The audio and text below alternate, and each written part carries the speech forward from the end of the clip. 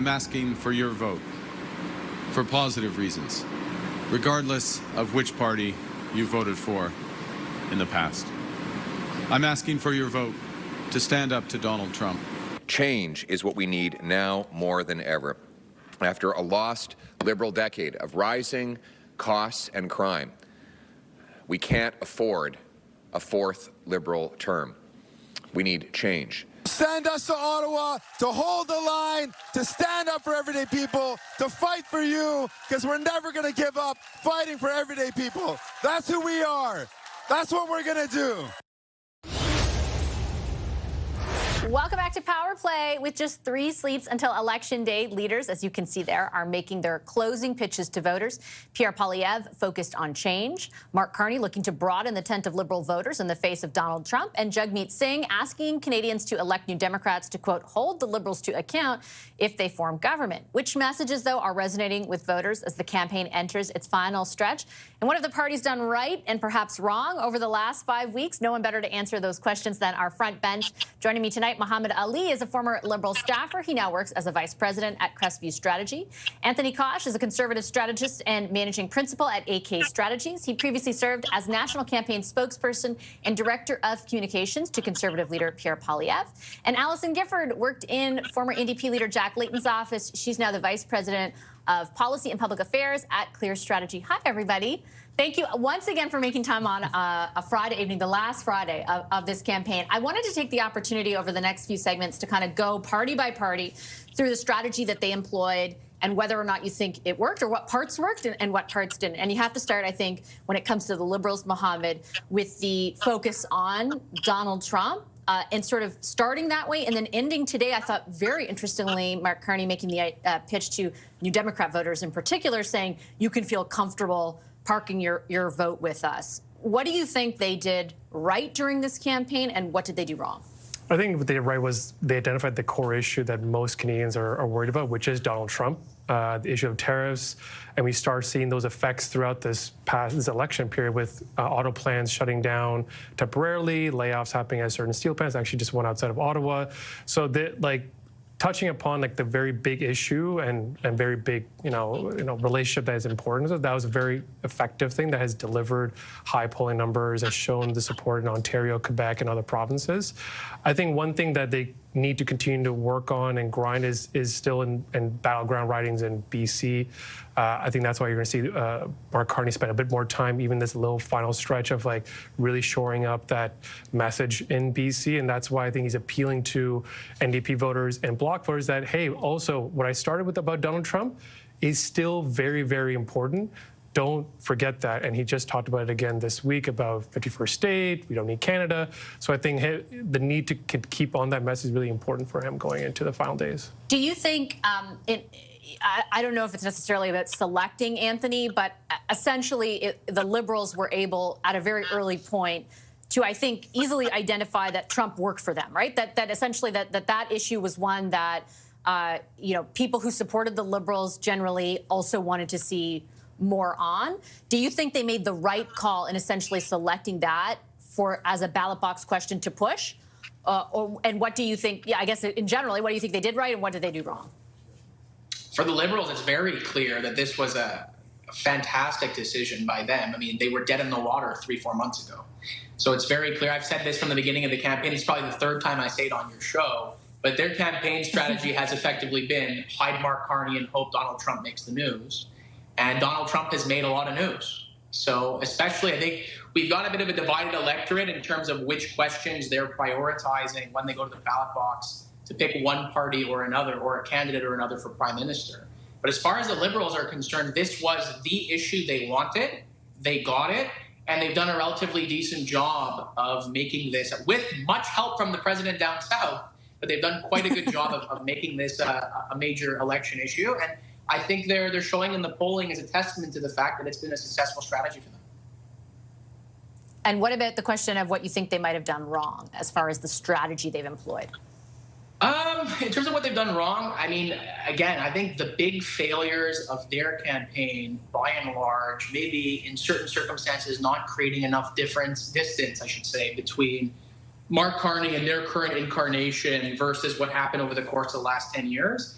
And then beyond that, I mean, most of their errors haven't really been what I'd argue to be big campaign structural failures. They've just been the personality and human failings of the person that's running to be prime minister, and Mark Carney, whether it's outbursts with journalists or lying about certain details of calls with Donald Trump. That's not really a strategy failure as far as I see it. That's just human failure coming from the leader. But other than that, in terms of the campaign, they've been light on policy, but I don't think that really matters. They realize this is the avenue we have to pursue in order to have a chance at winning this thing, and they drove it the whole distance as long as they could. It's interesting that Anthony brings up, in particular, like distancing from the previous government, Allison, because I think particularly through the rhetoric that Mark Carney utilized, and even his comments in the debates, for example, about the record of the government under Justin Trudeau, there was a big effort to do that. The platform felt very different, right? And yes, the timing of the platforms for everyone, I think, should be very, very much scrutinized. But it seemed to me like they were trying to appeal to people who would vote for your party in that platform in a way, like this is a safe spot for progressives. We're not going to do all the things that you think that a more centrist liberal might do. I mean, everybody sort of campaigns from the left and governs from the right. I also think that this is kind of a liberal brand, and probably why my conservative friend and I don't always find ourselves in the liberal tent, because the liberal tent is anything you want it to be. And so, yes, everyone can feel comfortable coming and voting for the Liberals. I think that's the Liberals. They don't mean much. So but they still win. I know. But we'll make ourselves whatever you would like. So I don't know. I mean, it's I would say I think Mr. Carney has a lot of work to do to convince industry that they can trust him, probably more than the NDP. Yes, this platform did look like a typical Red Book, but I think for long-term success, you see a lot of red Tories without a home at the moment. That might be where I would want to capitalize more. And what do you think they did well, like strategically? Not make mistakes, because I think the king doesn't move, and it's clear that just given the numbers, he's got a lot of momentum behind him, and he also has a lot of support from President Trump, who seems to tip his thumb on the scale at very opportune times for Mr. Carney. So I think the fact that he made it through, and that he didn't have as many gaffes as we were expecting, he didn't get beat up as hard in debates as we were expecting, you know, that's pretty good, because he's not a career politician. He would have had to do a lot of prep. So I'll give that to them. Let's talk about the Conservatives now. Mohammed, I'll start with you. What do you think? I mean, they clearly, I think the last few days, it's been like so clear to voters what each of the parties are pitching. It's not the same thing. And where Poilievre and the Conservatives are concerned, it's very much about change from what has been over the last 10 years. What do you think they did right to deliver that message, and what do you think they did wrong? I think what they did right was, and particularly this week, I'll give them credit, we're focusing on public safety, crime. Like that is an issue that they're really good at, and it is an issue that is like, you know, a top 5 issue amongst Canadians. So it's not to be, you know, sneezed at. So I think they've been good that, like, look, we're not going to win the Donald Trump argument. I think they sort of realized that maybe early on. Maybe Anthony can confirm that or not. But I mean, this last bit, I think they did a really good job in trying to hone that message that, like, look, we can't beat Mark Carney on the Donald Trump thing. And which is a top issue. So how do we fix on something else?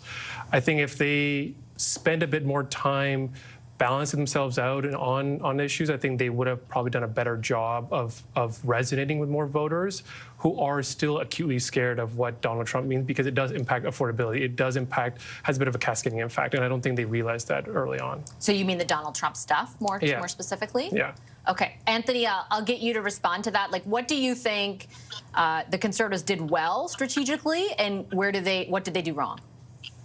What they did well is, once the RIP period actually started, like you said, the last few weeks, emphasizing change, and reminding people all the problems that you have over the course of the last decade are because of the people that are trying to now seek re-election into Ottawa, right? Mark Carney didn't really, there were some rumors originally that he was going to have this all-star cast of new candidate recruits. That never really materialized. It's basically the same team for all intents and purposes going to Ottawa in terms of cabinet ministers, and you even see that in the ministry that he named right before the election was triggered.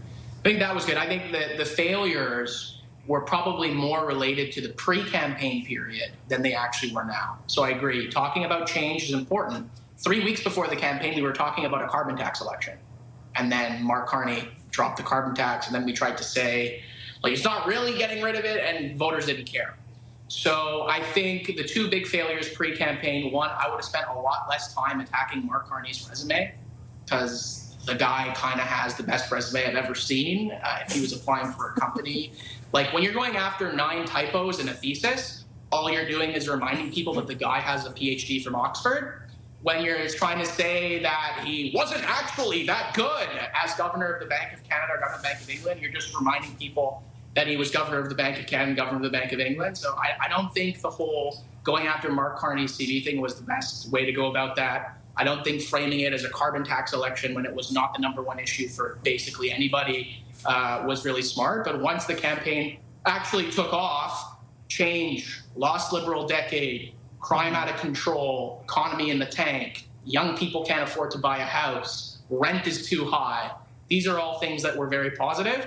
And I think, again, in terms of an era, I agree. I don't think that the Trump ballot question was ever going to be a winner for the Conservatives for some structural concerns. But I do still think that there was probably a bit more work that could have been done in the pre-campaign period to mitigate the full extent, should we say, of that ballot question on the party showing. The last word before we get to the NDP on the Conservatives goes to you, Allison. What they do right, what they do wrong? I think what they did right was define what would have been the ballot box issue if it weren't for Donald Trump, and that is the need for change. I think what they did wrong was they were 100% right about that need for change, but they didn't match it with the sort of large institutional transformational vision that they would need to add to that. They showed they're not nimble in responding to Donald Trump.